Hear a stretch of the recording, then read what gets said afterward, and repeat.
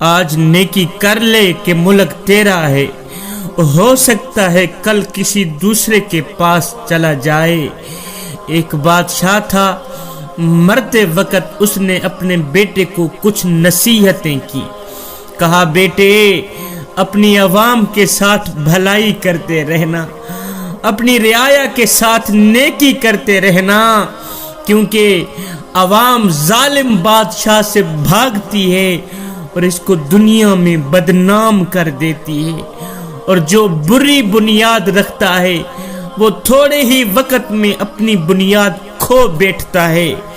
بیٹا، وہ بڑا ہی خوش نصیب وزیر ہے، وہ بڑا ہی خوش نصیب بادشاہ ہے جو حکومتی امور میں انصاف کرتا ہے۔ ایسے شخص کے مرنے کے بعد بھی لوگ اس کے لیے رحمت کی دعا کرتے ہیں۔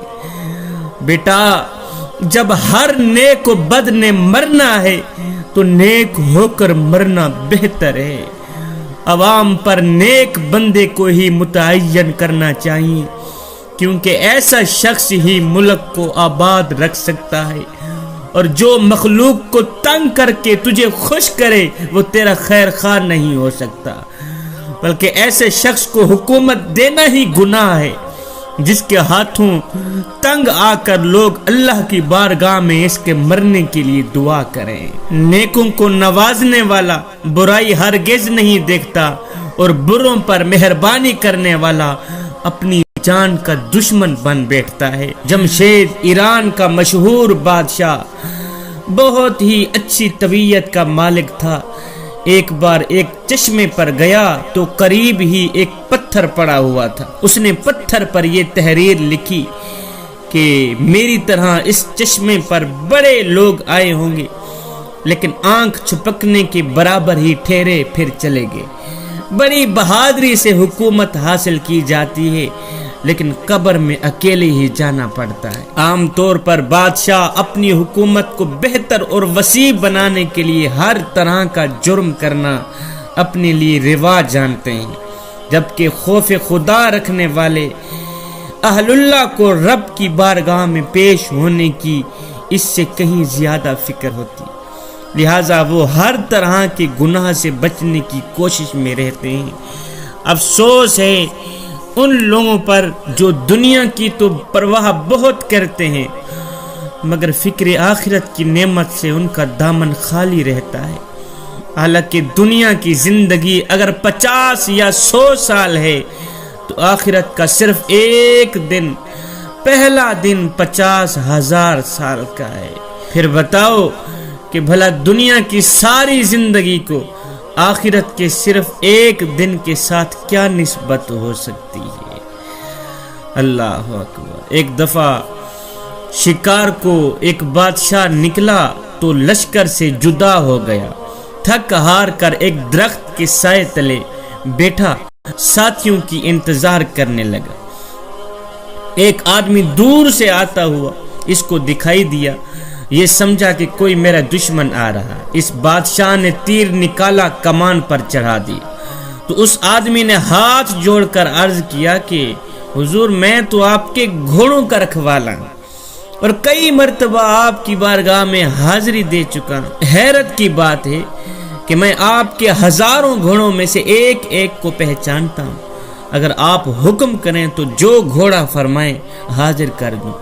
ان کے رنگ، چال، شکل، ہر چیز سے میں واقف ہوں، اور میں سمجھتا ہوں اس میں میرا کوئی کمال نہیں بلکہ میرا فرض ہے، لیکن گستاخی معاف، آپ بھی تو میری طرح عوام کے رکھوالے ہیں بادشاہ۔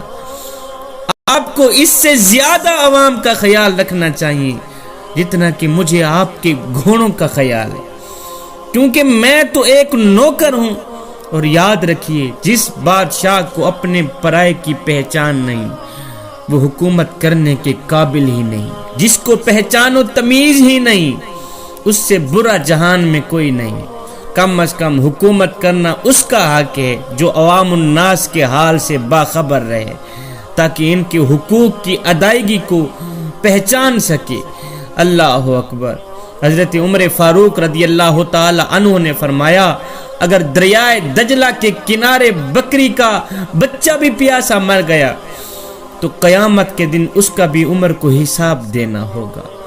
وہ بادشاہ مظلوم کی فریاد کیا سنے گا جو گھوڑے باندھ کر اونچے محل میں سو جائے اور مظلوم چیختے رہے۔